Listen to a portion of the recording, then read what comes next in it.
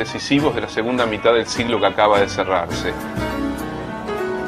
Vamos a escuchar a Claude Lévi-Strauss, a Jacques Lacan, a Michel Foucault, a Pierre Bourdieu, a Cornelius Castoriadis, entre otros, a Hannah Arendt, que nos van a permitir viajar por los mundos del psicoanálisis, la filosofía, la etnología, la ciencia de la naturaleza, la problemática más profunda de la vida, del lenguaje, de la política. Es decir, recorrer junto a estos pensadores extraordinarios aquello que sigue siendo fundamental para pensarnos hoy a nosotros mismos.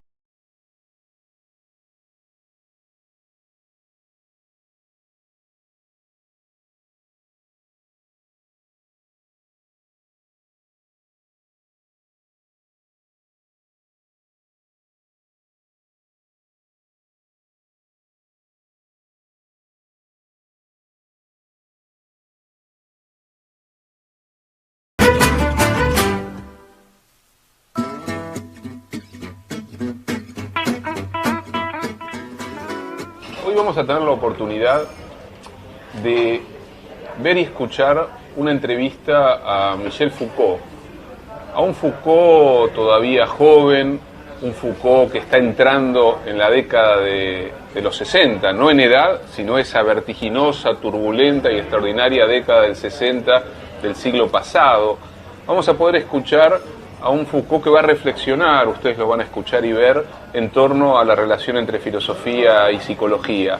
Pero lo que nos interesa, lo que me interesa transmitirles a ustedes, es la originalidad, la importancia decisiva de la obra y del pensamiento de Michel Foucault para poder pensarnos de una manera crítica, de un modo profundo, para poder pensar las estructuras del poder, para poder dar vuelta a la construcción de las prácticas sociales, de las instituciones en las que hemos sido educados, para poder indagar profundamente en la construcción de la cultura y la civilización de Occidente, aquella que naciendo con el capitalismo fue creando las condiciones de una organización de la vida, de una organización del sujeto que atraviesa esa vida, que nos permita preguntarnos por el estatuto de la ciencia, por la cuestión de la verdad, por la circulación de ese vínculo entre verdad, saber,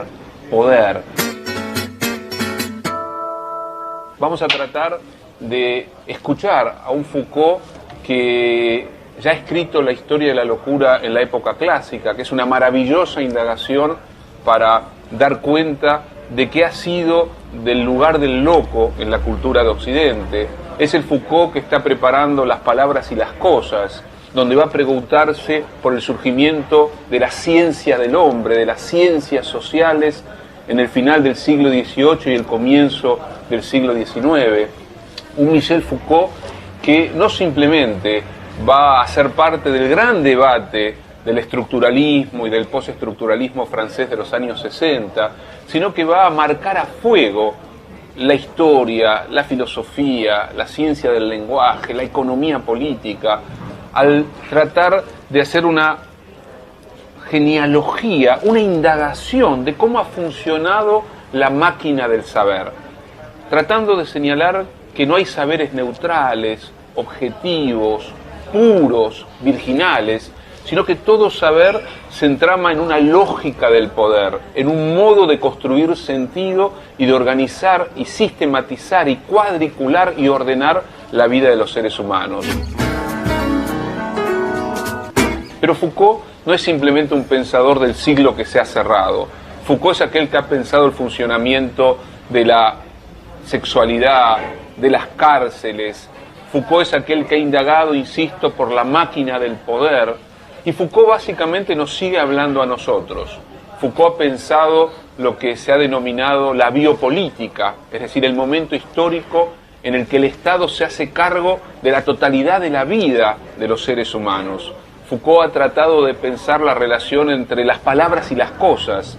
Foucault también ha hecho una larga indagación erudita, entrañable, profunda, en torno a la historia del deseo, a la historia de los placeres, a la construcción del uno mismo, de la individualidad. Foucault también ha pensado la metáfora represiva como núcleo del imaginario sexual. Foucault ha tratado de poner en cuestión los dogmatismos, los ismos, las doctrinas absolutas que recorrieron gran parte de la historia de la modernidad. Por eso Foucault va a romper la idea de un poder unificado, centralizado, uniforme, para plantearnos más bien la difuminación, la capilaridad, la dispersión del poder, e incluso la relación entre poder y voluntad, la erótica del poder.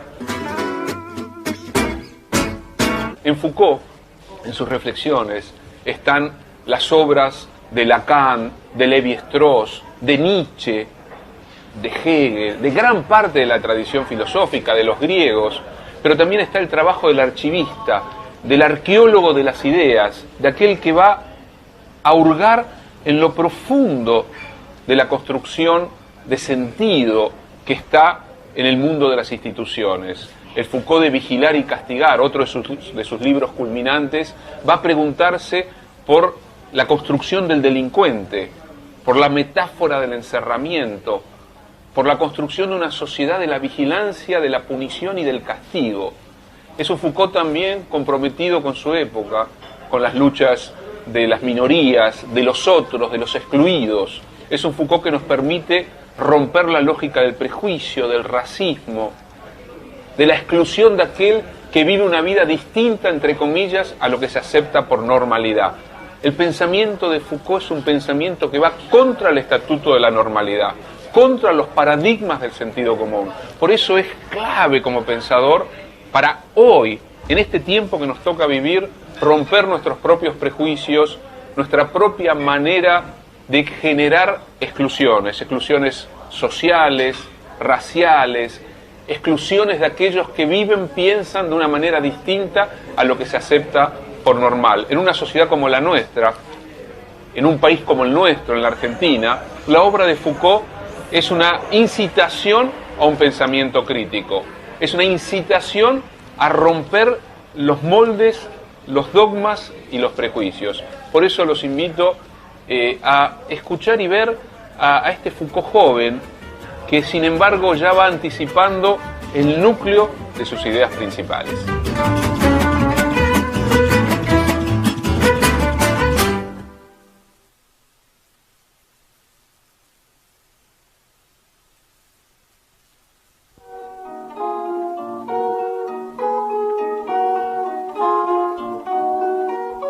Or, c'est proprement avoir les yeux fermés sans tâcher jamais de les ouvrir, disait Descartes, que de vivre sans philosophie.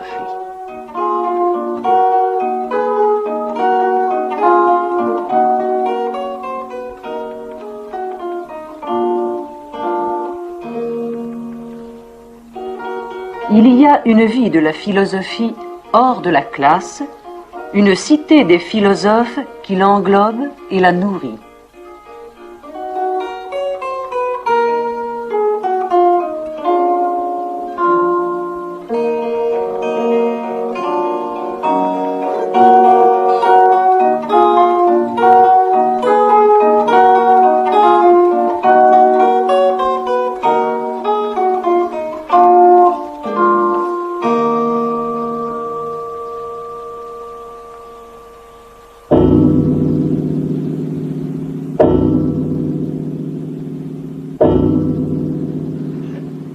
Qu'est-ce que la psychologie? En général, quand quelqu'un pose cette question, surtout à un psychologue, il pose en fait deux questions bien différentes. D'abord, il pose la question de quoi s'occupe la psychologie, mais je ne pense pas que ce soit ça l'interrogation la plus importante et celle qui le préoccupe vraiment. J'ai l'impression que quand on pose la question qu'est-ce que la psychologie, on pose automatiquement cette autre plus fondamentale qui est est-ce que la psychologie est une science? C'est une banalité que ce que je viens de dire, mais je crois tout de même que c'est assez important. C'est assez important parce que il est de notoriété publique que le statut scientifique de la psychologie, d'abord n'est pas très bien établi, et ensuite n'est pas clair du tout. Et je crains cependant qu'en posant la question est-ce que la psychologie est une science, on ne pose pas probablement la question la plus fondamentale, celle qui permettrait de résoudre, sinon toutes les autres, du moins l'essentiel des autres. J'aimerais qu'on interroge la psychologie, non pas tellement sur la forme d'objectivité qu'elle peut atteindre, la forme de scientificité dont elle est capable, mais j'aimerais qu'on interroge la psychologie comme on interrogerait n'importe quelle autre forme culturelle. Qu'entendez-vous par une forme culturelle ? Bien, par forme culturelle, j'entends, si vous voulez, la manière dont, dans une culture donnée, un savoir s'organise, s'institutionnalise, libère un langage qui lui est propre et, éventuellement, atteint une forme que l'on peut appeler scientifique ou que l'on peut appeler parascientifique. Alors, j'aimerais que l'on interroge la psychologie à cette racine. En quoi la psychologie est-elle, dans la culture occidentale, une forme de savoir, ce savoir pouvant être une science ou pouvant éventuellement n'en pas être? De ce point de vue, quelle serait votre réponse ? Eh bien, je crois que la psychologie appartient à une certaine forme culturelle qui s'est constituée dans le monde occidental, peut-être dans le courant du XIXe siècle. Et cette forme culturelle, tout en apparaissant à ce moment-là, ne date pas absolument, entièrement du XIXe siècle. Il est évident que la forme culturelle que la psychologie a instaurée s'inscrit à son tour dans l'histoire de bien d'autres formes culturelles. Je pense par exemple à ce qu'a pu être la confession pendant tous les siècles chrétiens. Je pense également à ce qu'a pu être la littérature ou le théâtre, à ce qu'ont pu être aussi ces institutions qu'ont été au cours du Moyen-Âge, au XVIe siècle encore, les cours d'amour, les salons, etc. Enfin, voyez-vous, c'est toute cette interrogation que l'homme a toujours portée sur lui-même. C'est cette interrogation qui a pris à un moment donné cette forme culturelle que l'on appelle la psychologie. Vous n'avez pas cité la philosophie. Est-ce que la philosophie n'est pas une forme culturelle, ou bien n'y a-t-il aucun rapport entre la psychologie comme forme culturelle et la philosophie ? Vous me posez en réalité différentes questions. Vous me demandez si la philosophie est ou non une forme culturelle, et vous me demandez d'autre part si la philosophie et la psychologie, entendues toutes deux comme forme culturelle, ont un rapport. Et enfin, vous me demandez quel est le rapport qu'il peut y avoir entre ces deux formes culturelles. À la première question, je crois qu'on peut répondre en disant que la philosophie, c'est probablement la forme culturelle la plus caractéristique et la plus générale du monde occidental. Depuis le début de la pensée grecque, eh bien, jusqu'à Heidegger, jusqu'à maintenant, la philosophie a été ce en quoi la culture occidentale s'est toujours et perpétuellement réfléchie. Dans cette mesure-là, la philosophie n'est pas une forme culturelle, elle est la forme culturelle la plus générale de notre culture. Maintenant, à la question, y a-t-il des rapports entre la forme culturelle qu'est la philosophie et la forme culturelle qu'est la psychologie? À cette question-là, que pourrait-on répondre? On peut répondre de deux façons. On peut répondre que la psychologie n'a fait, en quelque sorte, que reprendre dans un style enfin positif et enfin scientifique toute une série de questions qui avaient hanté, qui avaient animé la philosophie au cours des siècles précédents, et que la psychologie, en traitant enfin de la conduite et du comportement, n'a pas fait autre chose que de démystifier d'une part et rendre positif de l'autre des notions comme celle d'âme par exemple, ou comme celle de pensée, etc. Dans cette mesure-là, la psychologie apparaîtrait comme purement et simplement la reprise scientifique de ce qui, jusqu'à présent, avait été aliéné et obscur à soi-même sous la forme de la philosophie. Et dans cette mesure-là, la psychologie apparaît très bien comme la forme culturelle dans laquelle l'homme occidental s'interroge lui-même. Et la psychologie, ça serait le rapport fondamental de l'homme à soi dans une culture comme la nôtre. Maintenant, il y a une autre réponse. Il y a une autre réponse possible, et c'est cette autre réponse, bien sûr, que je préfère. Ça consisterait à dire que la philosophie étant la forme culturelle la plus universelle dans laquelle l'Occident s'est réfléchi, il s'est produit à un moment donné, dans cette forme culturelle et dans cette interrogation qu'elle autorisait, il s'est produit un événement assez fondamental qui date probablement du début du XIXe siècle, peut-être déjà de la fin du XVIIIe. Cet événement, ça a été l'apparition de ce qu'on pourrait appeler une réflexion de style anthropologique, c'est-à-dire que est apparue à ce moment-là, pour la première fois, cette interrogation que Kant a formulée dans sa logique, l'interrogation « qu'est-ce que l'homme ?» Mais tout de même, avant Kant, il existe des traités intitulés « Traités de la nature humaine ». Il existe une réflexion sur l'homme. Oui, mais je crois que la réflexion sur l'homme, au XVIIe et au XVIIIe siècle, tous ces traités sur la nature humaine, tous ces traités de l'homme, ne faisaient en réalité que déployer une réflexion de second ordre par rapport à la réflexion philosophique. C'est-à-dire que le problème de la philosophie était, au moins depuis l'époque chrétienne, une réflexion sur l'infini.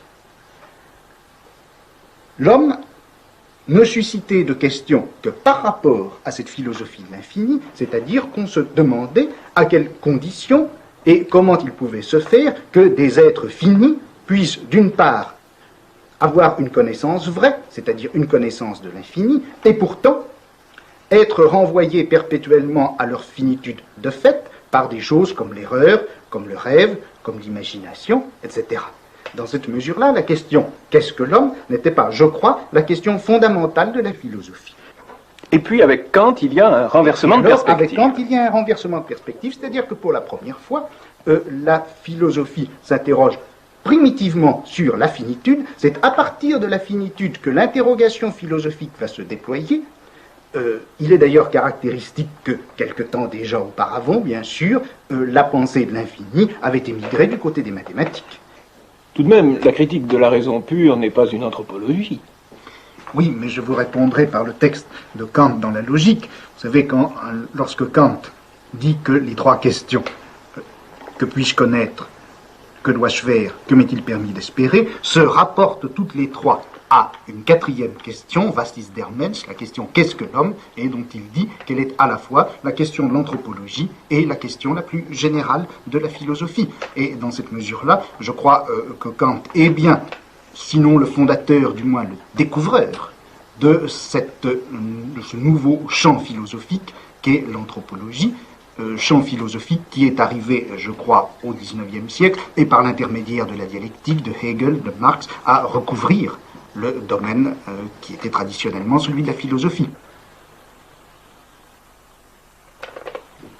Est-ce que vous permettez de vous résumer en quelques phrases qui vous trahiront certainement? Certainement pas. Vous avez distingué deux perspectives. Dans la première, la philosophie ouvre en somme le domaine de la psychologie, mais les sciences humaines en assurent ensuite l'élucidation effective et positive. Dans la deuxième perspective, dont vous avez souligné qu'elle avait votre préférence, l'anthropologie tout entière se trouve prise comme moment destinal, en somme, de la philosophie comme forme culturelle à travers quoi l'Occident parvient à la pensée de soi, ou tente de parvenir à la pensée de soi. Alors, si vous le voulez bien, je voudrais reposer ma question relative à l'essence de la psychologie à l'un et à l'autre de ces deux niveaux.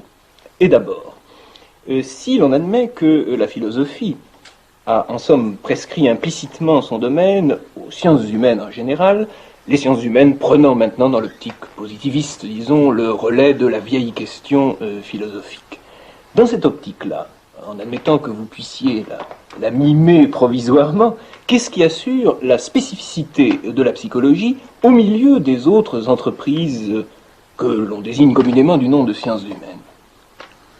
Eh bien, je crois que ce qui a caractérisé la psychologie et ce qui a fait elle est probablement encore la plus importante des sciences humaines, la science humaine en quelque sorte rectrice, ça a été la découverte de l'inconscient par Freud.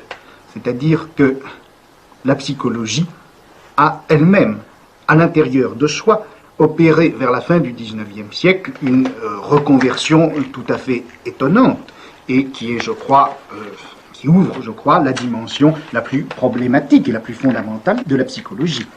On peut dire en gros que la psychologie depuis la fin du XVIIIe siècle jusqu'à la fin du XIXe siècle, a essentiellement, s'est donné explicitement pour projet de faire l'analyse de la conscience, analyse des idées sous la forme de l'idéologie, analyse de la pensée, analyse des sentiments, etc. Et c'est à la fin du XIXe siècle que, brusquement, pivotant autour de son objet, la psychologie ne s'est plus donnée comme science de la psyché consciente, mais science de quelque chose qui venait d'être découvert, science de l'inconscient. Or, à partir du moment où la psychologie se découvrait comme science de l'inconscient, elle ne faisait pas simplement, elle ne pratiquait pas simplement l'annexion d'un nouveau domaine, d'un domaine jusqu'à présent ignoré, elle faisait bien plus. Elle restructurait entièrement le domaine de toutes les sciences humaines. En effet, en découvrant l'inconscient, la psychologie découvrait que le corps lui-même faisait partie de notre inconscient, que la collectivité à laquelle nous appartenons, le groupe social, la culture dans laquelle nous avons vécu font partie de notre inconscient. Elle découvrait que nos parents, notre père, notre mère ne sont pas autre chose que des figures dans notre inconscient, etc. Si bien que toutes les sciences qui avoisinaient la psychologie, comme la physiologie, comme la sociologie, se sont trouvées remodelées et reprises en compte par la psychologie elle-même, par la médiation de cette découverte de l'inconscient. De telle sorte que la psychologie est ainsi devenue, au niveau de ses fondements les plus secrets, elle est devenue probablement ce qui porte avec soi tout le destin des sciences humaines. Plaçons-nous maintenant dans l'autre perspective. Quelle place peut-on assigner à cette découverte freudienne de l'inconscient dans l'anthropologie conçue cette fois comme moment philosophique de la pensée de l'Occident?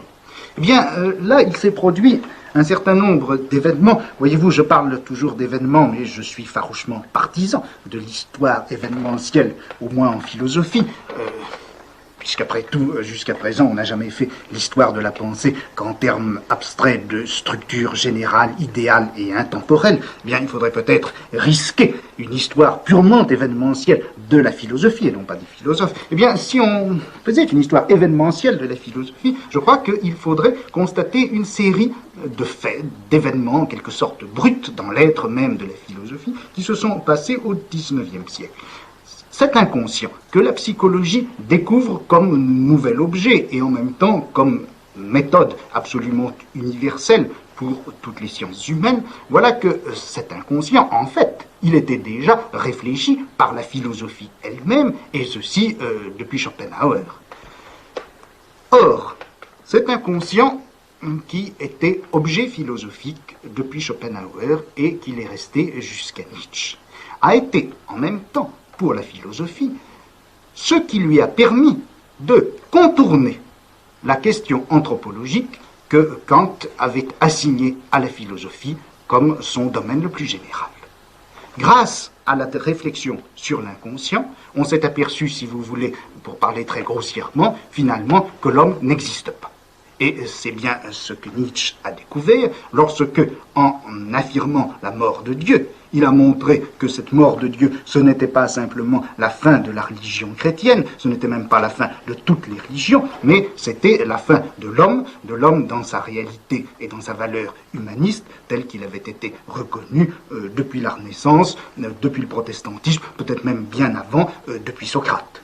Et si bien que on arrive à cette très curieux chiasme dans les événements fondamentaux du savoir occidental au XIXe siècle, apparition de l'anthropologie comme destin de la philosophie occidentale au début du XIXe siècle, découverte par la philosophie de l'inconscient comme à la fois fondement et disparition de cette anthropologie, et d'un autre côté, les sciences humaines et la psychologie reprennent à la fin du XIXe siècle cet inconscient, fondent ainsi les sciences de l'homme sous une forme qui se veut, qui se croit et qui est peut-être positive, mais au moment où les sciences humaines se fondent dans leur positivité, voilà que l'homme a philosophiquement disparu. Et si précisément il existe de nos jours ce lien et ce non-lien entre la philosophie et la psychologie, c'est bien peut-être précisément à cela que ce phénomène est dû.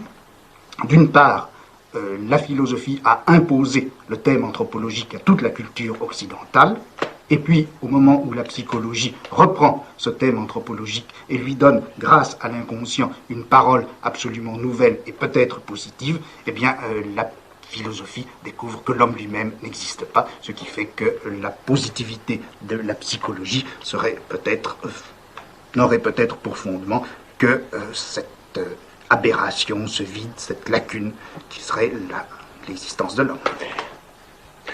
Vous avez dit que le grand recentrement de la psychologie et même des sciences humaines en général s'était fait à la fin du XIXe siècle autour du thème de la découverte de l'inconscient. Le mot découverte est pris en général dans un contexte scientifique ou positiviste. Qu'entendez-vous exactement par découverte de l'inconscient? Bien, je crois qu'il faut prendre le mot à peu près au sens strict. Freud a littéralement découvert l'inconscient comme une chose. Il y a eu, pendant une vingtaine d'années, il y a eu une mode qui a régné, qui a été de dire que, malgré tout l'intérêt de la psychanalyse, on rencontrait chez Freud un perpétuel postulat chosiste. Enfin, depuis Politzer jusqu'à Merleau-Ponty compris, le chosisme, le positivisme de Freud a été critiqué comme une séquelle de la pensée du XIXe siècle, et on a essayé au contraire de réintroduire cette chose gênante qu'était l'inconscient, de la réintroduire dans un réseau de signification plus subtile, plus fine, dans un réseau de signification tout court, de telle sorte que l'inconscient aurait pris statut dans une subjectivité peut-être transcendantale, ou peut-être empirique, ou peut-être historique, peu importe, mais l'inconscient aurait cessé d'être cette vilaine chose désagréable et caillouteuse que Freud a découvert en quelque sorte au-dessous du psychisme humain. Mais enfin, il ne faut pas oublier tout de même que Freud a effectivement découvert l'inconscient comme on découvre une chose, ou plutôt, si vous voulez, comme on découvre un texte. On sait bien, et là-dessus, les interprétations que le docteur Lacan donne actuellement de Freud sont indubitables, on sait bien que l'inconscient freudien a une structure de langage. Mais ça ne veut pas dire que l'inconscient est un langage en quelque sorte vide ou virtuel. L'inconscient, c'est une parole, ce n'est pas une langue. C'est-à-dire que ce n'est pas le système qui permet de parler, c'est quelque chose qui a été effectivement écrit, des mots qui ont été réellement déposés dans l'existence de l'homme, ou dans le psychisme de l'homme, si vous voulez, en tout cas qui se découvrent littéralement lorsque l'on pratique cette opération un petit peu mystérieuse qu'est la psychanalyse. On découvre un texte écrit, c'est-à-dire qu'on découvre premièrement qu'il y a des signes déposés. Deuxièmement, que ces signes veulent dire quelque chose, que ce ne sont pas des signes absurdes. Et troisièmement, on découvre enfin ce qu'ils veulent dire. La reconnaissance de l'inconscient comme texte, puis l'opération par laquelle on déchiffre la signification de ce texte. S'agit-il là de deux moments méthodologiques de la psychologie? Il me semble que dans la pratique psychanalytique, la découverte qu'il y a un texte et la découverte de ce que ce texte veut dire ne font en réalité qu'une seule et même chose. Est-ce à dire, pour employer le langage de la linguistique, que le texte psychique est à la fois le message et le code de ce message? On a affaire à un ensemble de graphies, si vous voulez, dont on ne sait même pas encore si ce sont des lettres, des mots qui sont par là représentés. Et de plus, une fois que l'on sait, ou une fois admis qu'il s'agit bien de mots qui sont ainsi déposés, on ne sait pas leur sens. Et on ne sait pas quel rapport ils ont avec leur sens. Il faut donc que l'opération analytique fasse d'un seul tenant la triple opération qui consiste à isoler ce qui est signifiant, deuxièmement établir la loi qui régit les rapports du signifiant au signifié, et finalement découvrir ce que ça veut dire et découvrir le texte final qu'il y a à interpréter. Oui, mais je vois là une difficulté. Si le message que représente l'inconscient est à lui-même son propre code, la psychologie, sous la forme de la psychanalyse, va se révéler impuissante à se constituer comme science de structure générale. Nous aurons affaire dans tous les cas à des textes individuels porteurs de leur propre code et qui demanderont à chaque fois le recommencement de l'entreprise entière. Bien, c'est pourquoi il n'y a pas, au fond, de psychanalyse générale, c'est pourquoi il n'y a pas de psychanalyse collective. On ne peut parler de psychanalyse d'une culture, par exemple, ou de psychanalyse d'une société que par métaphore. C'est-à-dire, puisque nous sommes dans le domaine des sciences, par erreur et par abus de langage, il n'y a de psychanalyse que de l'individu, et dans cet acte absolument fondateur, si vous voulez, fondateur de sens, qu'est le rapport analytique entre le médecin, entre le psychanalyste et son patient, il n'en reste pas moins que chacune de ces découvertes rigoureusement individuelles, qu'il y a un texte et de ce que ce texte veut dire, peut permettre évidemment d'établir certains isomorphismes ou certaines structures générales de langage que l'on va trouver chez un autre individu. Mais le fait que le message détienne en lui-même son propre code est une loi fondamentale de la psychanalyse et fait qu'il n'y a de psychanalyse qu'à l'intérieur de cette opération individuelle qui est la cure même de la psychanalyse. Je voudrais maintenant revenir avec quelque obstination à la question « qu'est-ce que la psychologie ?» et peut-être aussi vous contraindre à parler de ce dont je vous soupçonne de ne pas vouloir parler. Vous définissez la psychologie comme science ou connaissance de l'inconscient. Mais enfin, quel statut accorder à toutes ces pratiques, à toutes ces activités qui existent? Psychologie animale, tests, psychophysiologie, psychologie factorielle.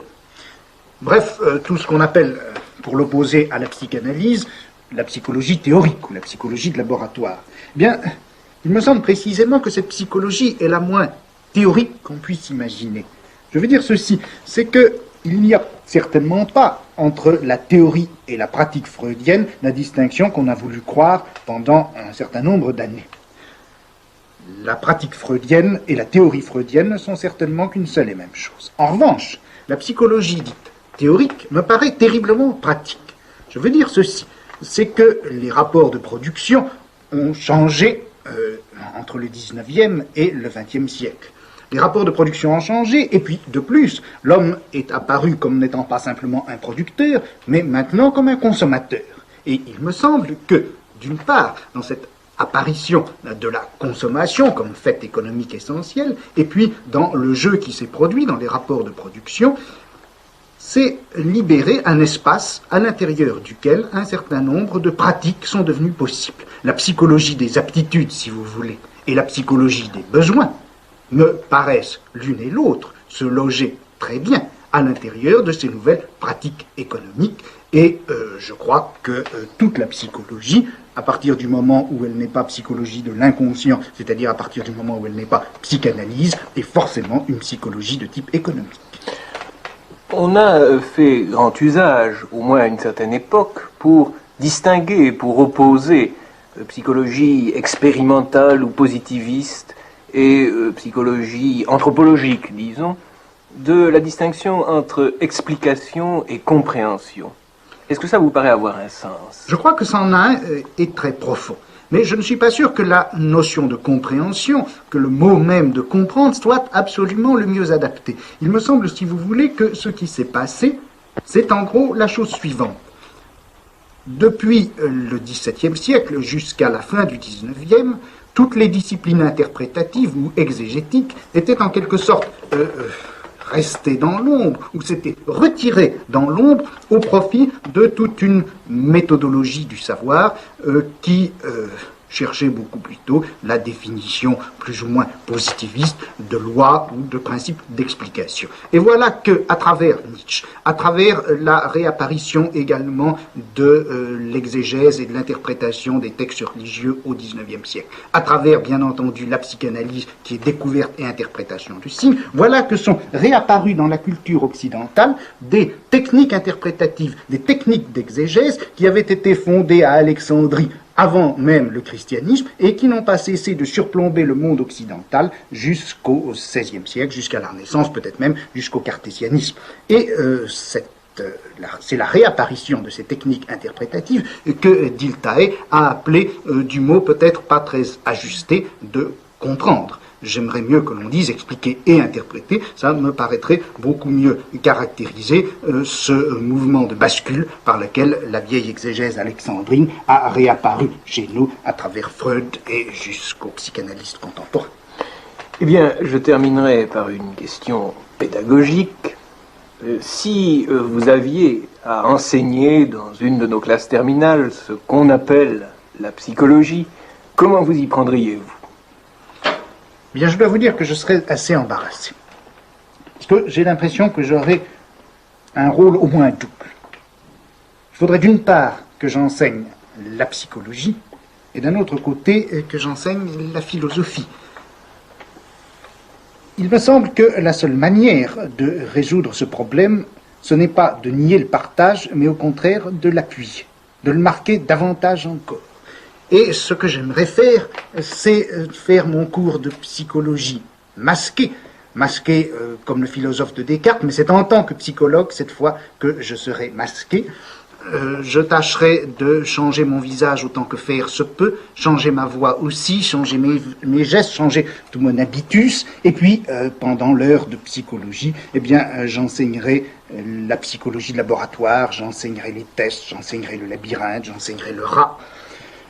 Bien sûr, il faudrait aussi que je parle de psychanalyse. Ça serait, si vous voulez, la seconde variante de ce premier personnage. Je tâcherai de parler avec la plus grande prudence, mais la plus grande précision aussi, de ce que c'est que la psychanalyse, qui est si proche de ce qu'il y a de fondamental dans les sciences humaines, et qui est pourtant si éloignée de la psychologie de laboratoire, probablement parce qu'elle n'est pas liée à la même structure de la praxis. Et puis alors, pendant l'heure suivante, je serai philosophe, c'est-à-dire que j'enlèverai mon masque, j'essaierai de reprendre ma voix, et c'est à ce moment-là, dans toute la mesure, au plus près de moi-même, que j'essaierai de parler de ce que c'est que la philosophie.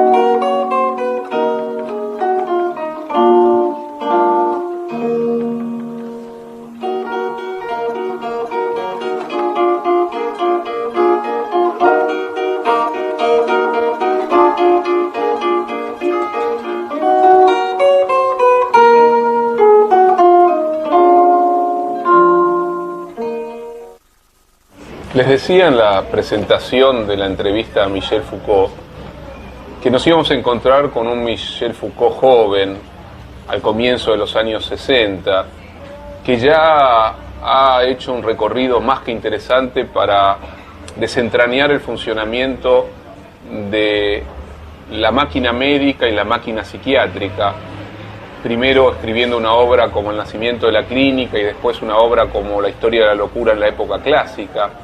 Pero Michel Foucault, que nació en 1926 y fue hijo y nieto de médicos, rompió de algún modo con el mandato paterno, y no solamente que rompió con el destino que estaba escrito en su biografía, ser un médico Foucault de la familia Foucault, sino que se preocupó profundamente por desentrañar cómo funciona la disciplina, el saber, la institución médica, de la misma manera en la que también pudo desentrañar el funcionamiento de la trama psiquiátrica, de la construcción de la locura, y también más adelante en un libro de comienzo de los años 70 como es Vigilar y Castigar, pudo, les decía, indagar por el funcionamiento de la institución prisión y la construcción de la imagen del delincuente.